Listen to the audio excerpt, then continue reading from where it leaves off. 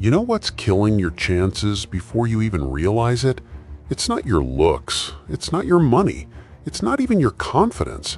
It's the fact that you're asking the same dead questions everyone else asks.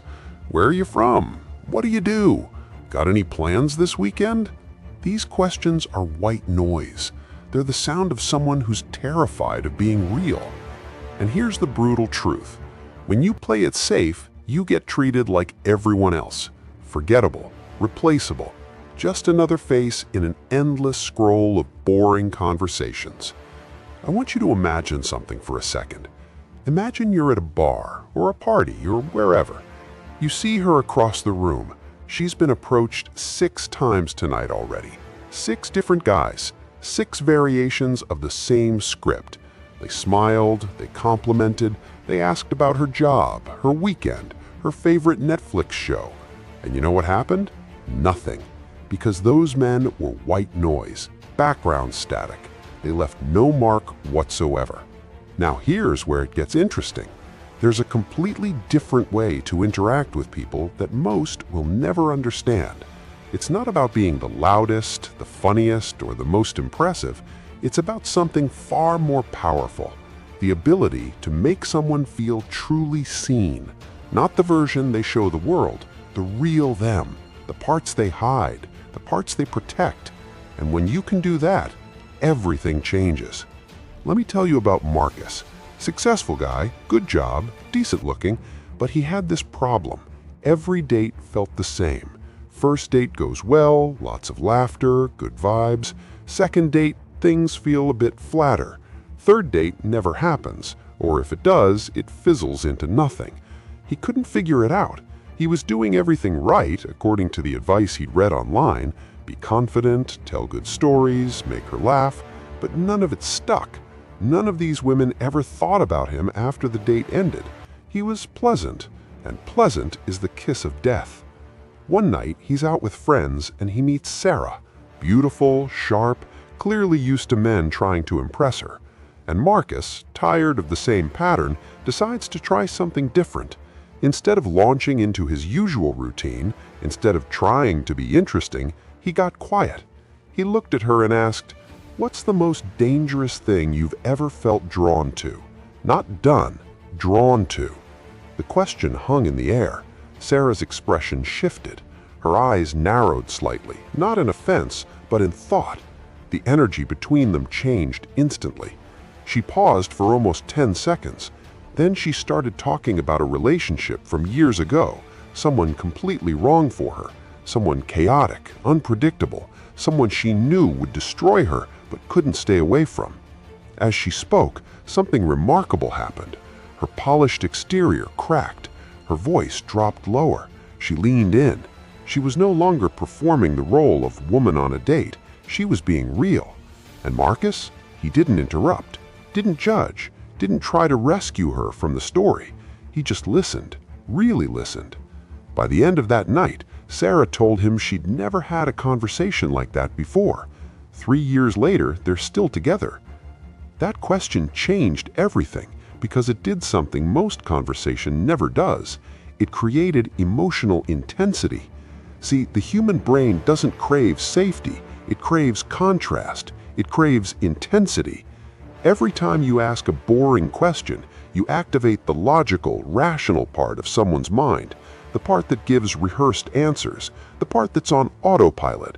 But when you ask about danger, about desire, about fear, you bypass all of that. You speak directly to the emotional core, and that's where real connection lives. But here's the thing most people get wrong. They hear a question like that and think it's some kind of trick, some manipulation tactic. It's not. It only works if you're genuinely prepared for the answer, if you're asking because you actually want to understand someone, not because you want to win them. Because once you open these doors, you can't close them. Once someone shows you what's beneath their surface, you're responsible for how you handle it. And if you're not ready for that responsibility, don't ask the question. Let me give you the framework.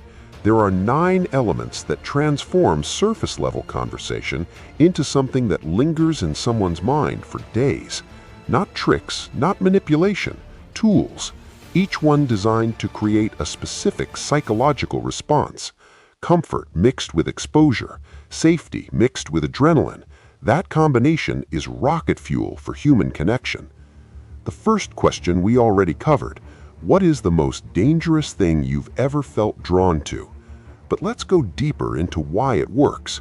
Think about the structure of that question. You're not asking what someone did. That would be factual, controllable.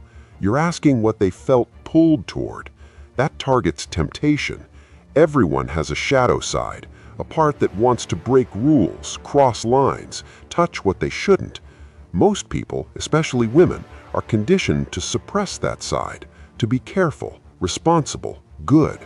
When you ask this question, you're communicating something crucial without saying it directly. You're not afraid of their darkness. You're saying, I can handle all of you, not just the pretty parts.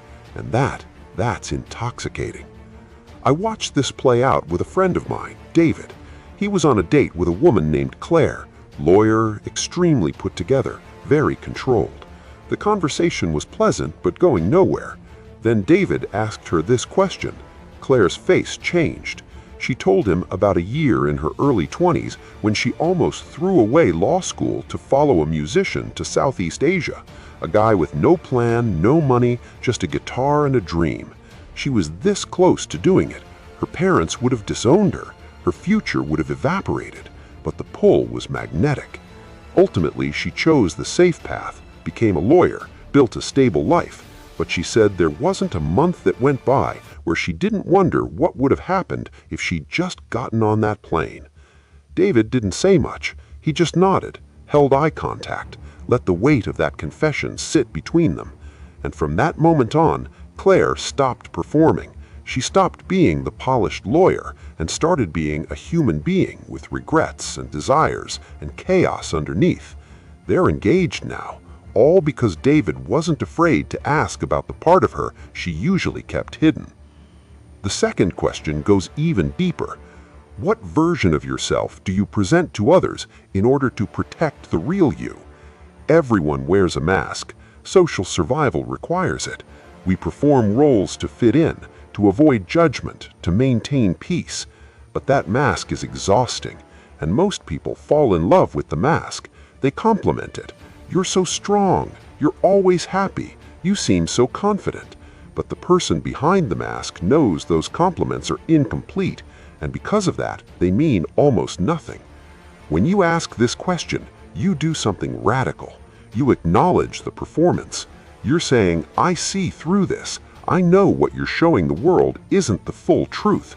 And that awareness alone creates relief. It gives permission to lower the mask even briefly. Maybe she admits she pretends to have it all together while feeling completely lost inside. Maybe she says she acts tough but is deeply, painfully sensitive. Whatever she reveals, something shifts. Once she tells you what the mask is, she can never fully wear it around you again. You've seen behind it, and that creates a bond that's very difficult to break.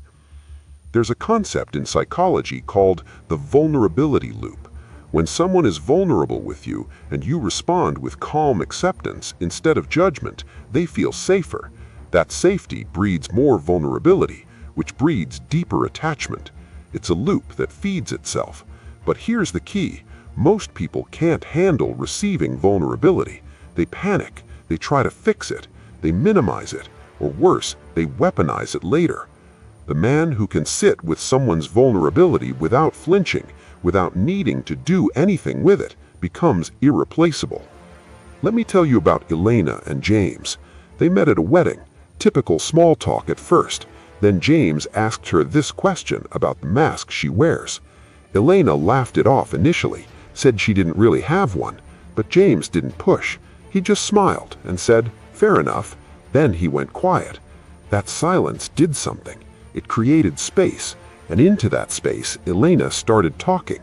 She told him that everyone thinks she's this extroverted, social butterfly who loves being around people, but the truth is, she finds most social interaction draining.